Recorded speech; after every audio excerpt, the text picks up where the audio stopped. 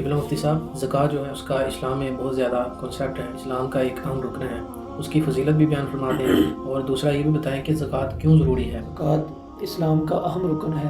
اس سے غرباء کا فائدہ ہوتا ہے، معاشرے کے اندر جو کمی ہوتی ہے اس کو دور کیا جاتا ہے۔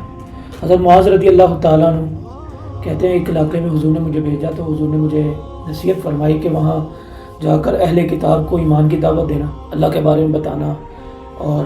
نبی اکرم صلی اللہ علیہ وسلم نے اپنی طرف کہا کہ بتانا کہ اللہ نے رسول بھیجا ہے، اس پر ایمان لاؤ۔ فرمایا اگر وہ ایمان لے آئیں تو ان کو بتانا اللہ نے 5 نمازیں فرض کی ہیں دن اور رات میں، وہ پڑھا کرو۔ پھر فرمایا اگر وہ مان لیں تو پھر آگے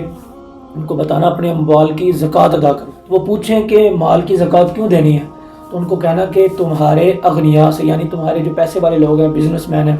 ان سے لے کر تمہارے ہی فقیروں کو دینی ہے۔ یہ نہیں کہ ہم نے رکھنی ہے،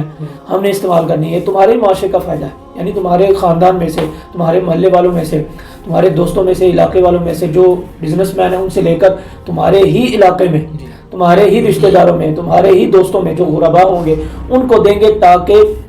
ان کی زندگی اچھی ہو سکے۔ تو یہ رسول اللہ صلی اللہ علیہ وسلم نے اس مختصر سی نصیحت کے اندر ہر چیز کو بیان کر دی ہے تاکہ پتہ چل جائے کہ زکوٰۃ کیوں دی جاتی ہے، اس کا فائدہ کیا ہے۔ بہرحال زکوٰۃ دینی چاہیے، اس کے بہت زیادہ فضائل بھی ہیں، اور جو نہیں دیتے ان کے لیے وبال بھی قرآن میں بھی ذکر ہے اور احادیث میں بھی ذکر کیا گیا۔ اللہ ہم سب کو عمل کرنے کی توفیق عطا فرمائے۔